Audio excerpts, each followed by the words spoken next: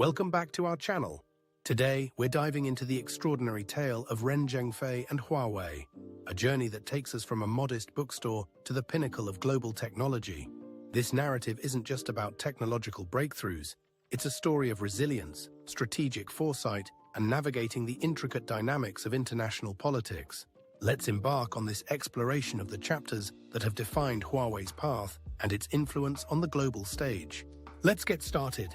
This story traces the remarkable rise of Huawei, from its founder Ren Zhengfei's humble beginnings to its transformation into a global telecommunications giant embroiled in controversy. We begin in the turbulent mid-20th century. In a small bookstore run by Ren's father, the seeds of education and ideals are sown, even as war and revolution sweep China. After Mao Zedong's death in 1976, Deng Xiaoping's economic reforms opened the door to new possibilities. Ren, once a military engineer working in a hidden base, seizes this moment. He moves to the newly established Special Economic Zone of Shenzhen, a place exploding with energy and curiosity, where he sets up Huawei. At first, Huawei is modest. In the early 1990s, Ren pushes his small team to build digital telephone switches that can handle thousands of simultaneous calls, an audacious leap from the simpler analog products they had. He adopts unorthodox methods, such as a shareholding scheme to give employees a stake in Huawei's fate. Even though the legal framework in China is still evolving, this sense of risk-taking and determination soon becomes part of the company's culture, what some refer to as the wolf culture. It means aggression, adaptability, and sacrificing comfort for success. In 1996, Ren even orchestrates a mass resignation event to purge underperformers and reignite Huawei's competitive fire.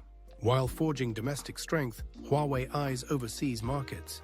Starting with smaller or sanctioned regions such as Iraq in the late 1990s, the company offers cut-rate telecom gear and thrives where Western firms won't go. That approach leads to early expansions, but also draws scrutiny, especially from the United States. By the early 2000s, lawsuits begin. Cisco accuses Huawei of copying its source code. Though a settlement eventually follows, these incidents lay the groundwork for later allegations. Internally, Huawei's success means the stakes get higher.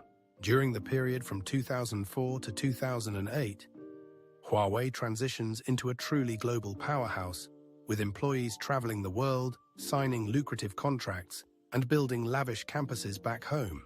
Ren insists on new facilities that stun visitors, showcasing the company's wealth and rising status. Supported by generous loans from Chinese state banks, Huawei's overseas footprint balloons. At the same time, the company announces a controversial policy in 2007 that grants its Communist Party committee the power to veto key executive appointments. The leadership claims this will prevent corruption and nepotism, but it sparks outside concerns that the party wields too much control.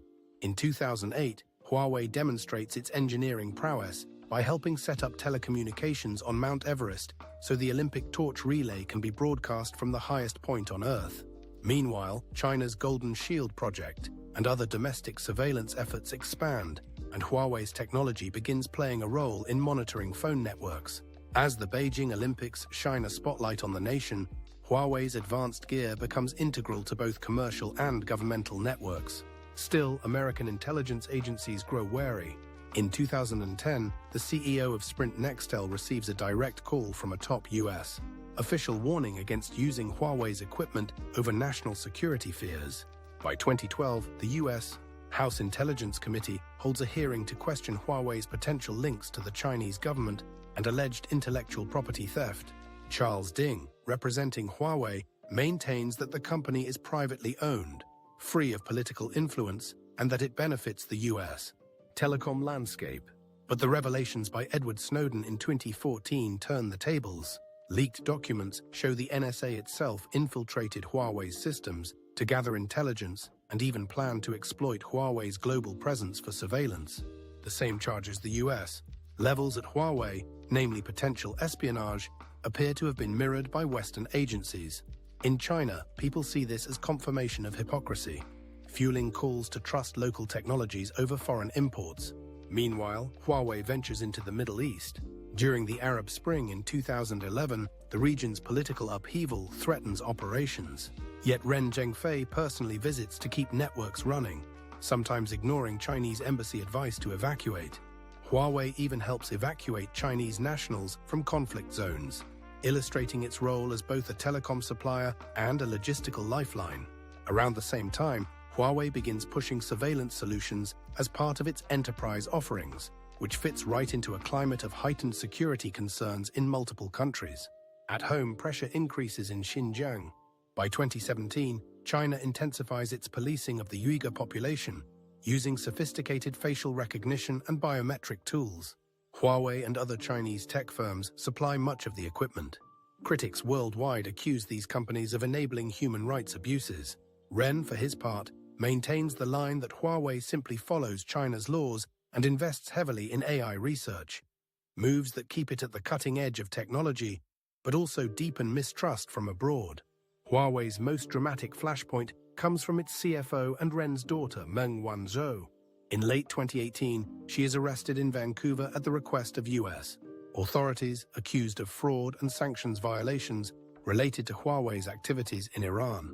This event sends shockwaves through China, sparking patriotic support for Meng and for Huawei as a symbol of national pride. Meng is placed under house arrest, living in a restricted but relatively comfortable setting, while US prosecutors reveal years of alleged wrongdoing.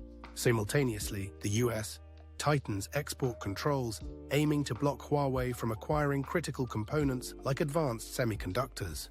These restrictions threaten the core of Huawei's smartphone business. But China rallies behind Meng, and after lengthy legal wrangling, she secures a deferred prosecution agreement. In 2021, she returns to China to a hero's welcome.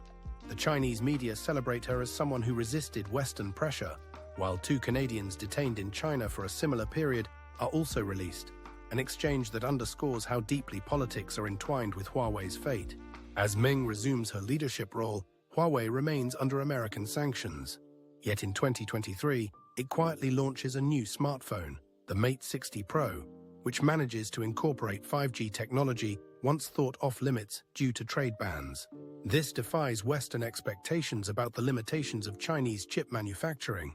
To counter this resilience, the US further restricts chip-making tools to China and promotes alternative telecom architectures. In effect, Washington attempts to slow Huawei, while Huawei proves it can still innovate under constraints. Throughout these chapters, a consistent theme emerges: Huawei's interplay with global power structures. The company is both a beneficiary and a catalyst of China's rapid economic ascent. Its founder, Ren Zhengfei's background as a one-time military man provokes suspicions overseas. Its strong ties with Chinese state banks and local governments give it formidable resources, but also raise questions about how independent it truly is. Efforts to expand, whether in the Middle East, Africa, or Europe, are often overshadowed by international scrutiny, especially in the United States. Taken together, Huawei's journey mirrors China's transformation.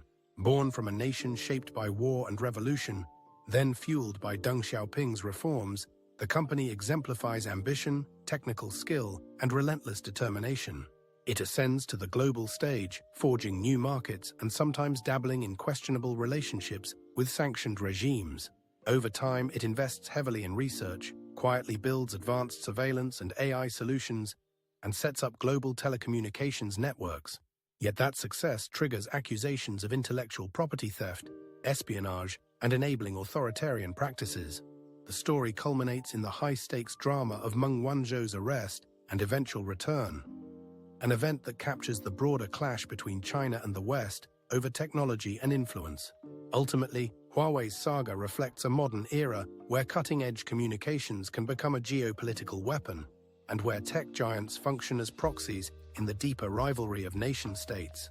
Ren Zhengfei's blend of military discipline, corporate aggression, and national pride shapes a multinational firm that's both revered and feared. As it continues to operate across continents, sometimes adapting, sometimes defying, Huawei stands at the intersection of corporate ambition and political power, a testament to how technology companies can alter the global balance and spark fierce debates over freedom, security, and sovereignty. In conclusion, Ren Zhengfei's journey is a powerful illustration of vision, resilience, and strategic acumen in overcoming adversity. While the book provides an inspiring narrative and insightful perspectives on Huawei's rise, it sometimes lacks depth in analysis.